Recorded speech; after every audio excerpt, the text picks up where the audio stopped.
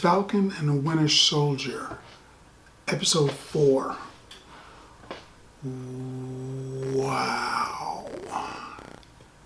Wow, it's getting deep.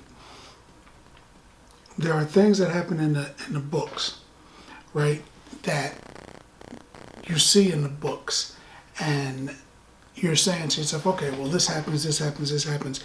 But seeing it actually happen,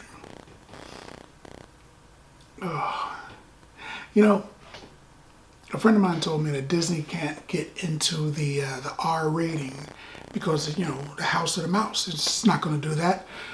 But I can remember being a kid watching Disney and hearing the Snow White and the queen, the evil queen, was like, "Bring me her heart."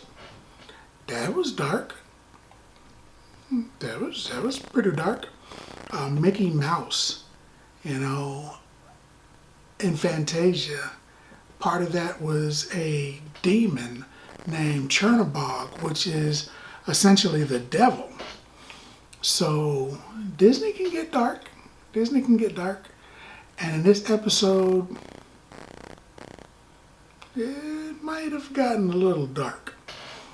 Which isn't bad. I mean, you know, it's comic books. People are fighting. They're hitting each other in the head with laser beams. And, you know, spy guys are shooting at each other. Somebody's bound to get hurt.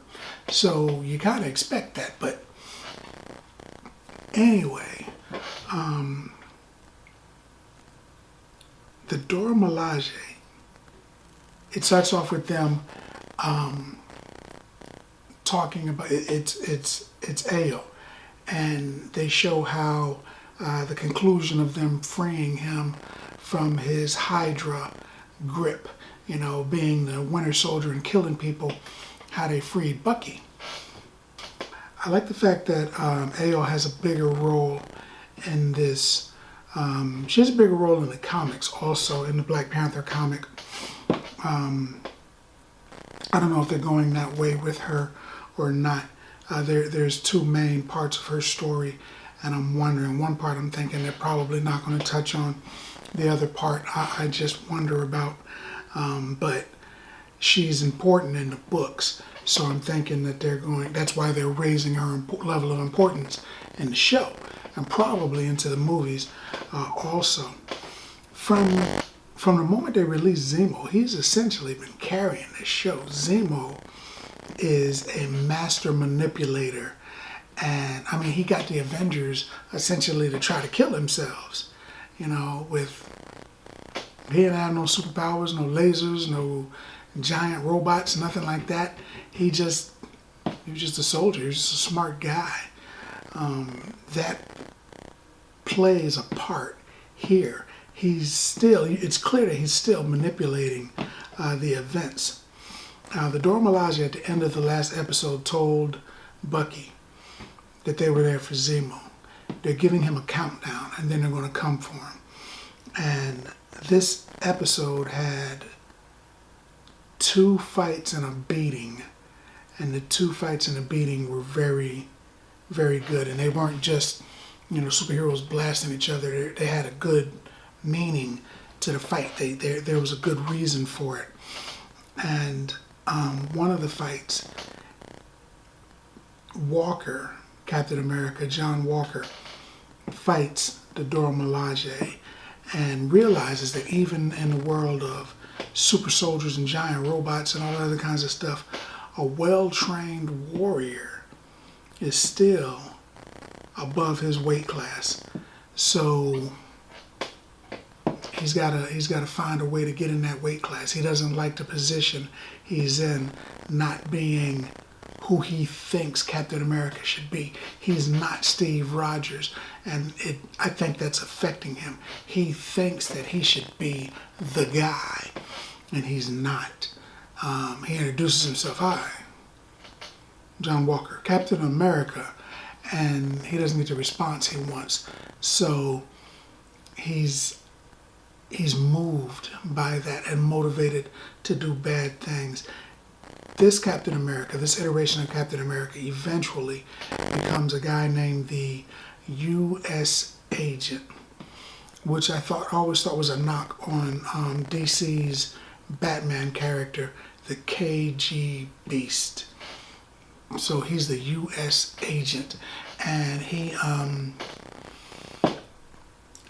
a, what if Cap was kind of a nut, kind of a complete lunatic? That's this guy. What if Cap was like really angry all of the time and didn't mind hurting people or even killing them? That would be the U.S. agent. In fact, that's who he is eventually becoming. They're showing his breakdown, his emotional breakdown. A lot of his backstory in the books, some of it was made up. So I'm assuming that some of it's made up here. We'll find out eventually. There's only 2 more episodes, so we're going to find out soon, I'm sure. Sam gets a chance to talk to the leader of the Flag Smashers. See, they're called the Flag Smashers in the book, and their group is called Ultimatum, but now instead of her being the Flag Smasher and the group being Ultimatum, the group is called Flag Smashers. It's the movies. They change things. But either way, I keep calling her Flag Smasher, but he's talking to Flag Smasher, and he's like, he's getting to her. She's starting to realize that maybe the way she's doing things is wrong. So they build like a little bond in a few minutes time, and because of that bond, in order to affect their team, she threatens his family. You never go after a man's family. If you're trying to catch a beating, go after somebody's family, because if they're motivated and they have the ability, they will hurt you. And she's going after somebody's family. Why would you do that, man? That's crazy. Something that she said in here. She says to one of her guys, one of her Flag Smasher people, we need to separate them, meaning the group of heroes. Then we need to kill Captain America. So I was thinking, okay, well, these guys are going to try to catch Cap by himself in an alley and beat him to death or whatever. But I think, after watching it 3 times, that she meant destroy Captain America.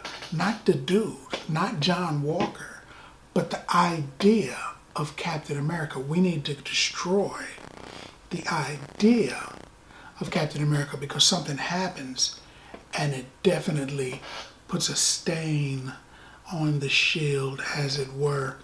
I don't want to give up too many things, because I want you to see it. Slight spoilers, but not heavy ones. Sam in here, just like way back when he fought, Ant-Man, Sam with the wings. Those wings are like a weapon. He uses them for shields. He can hit people with them. He does all kinds of stuff. He can like hit people with the exhaust, blast them. He's got a lot of skill with those jumping backflip kicks.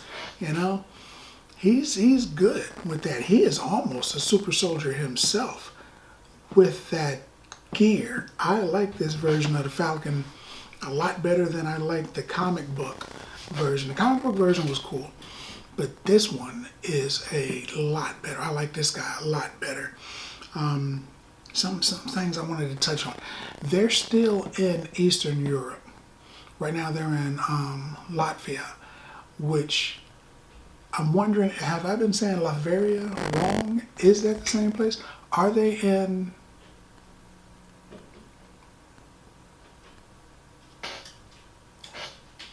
Dr. Doom's country? I don't know. I don't think they could be running around in Doom's country doing that stuff, killing people and whatever, and he not be involved. So I think maybe they're just near it. But I get the hint that Doom, I get the idea that Doom is going to be aware of what's happening. It's so close to his country. I mean, it's like, blowing up something right outside of Wakanda. The Wakandans are going to know about it, So, something else that I noticed Sharon has a very small part in this, but she's able to track Walker. And in fact, she calls Sam and says, hey man, he's there. So she's able to track him. How is she tracking him? Does she have people that are there, or does she own a satellite? How's she tracking him? I wonder about that too. And I think she has connections to the power broker. It's all kind of twisted up. It's an interesting story, and we've only got 2 more episodes, but the end of this episode is going to grab you. Man, this by far was the best episode to me for WandaVision or for Falcon and Winter Soldier. This episode was the best episode so far. But that's what I think.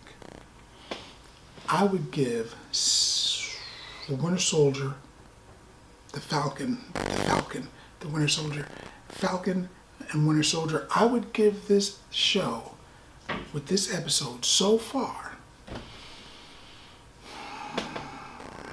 9 bags of popcorn. That's right, you heard me, 9 bags of popcorn. Because that's what I think about that. More importantly, now that we've talked about it, let's talk about it again in the comments. And as always, if you like the video, if you like content, subscribe. And then like. Popcorn passport. Get your popcorn passport.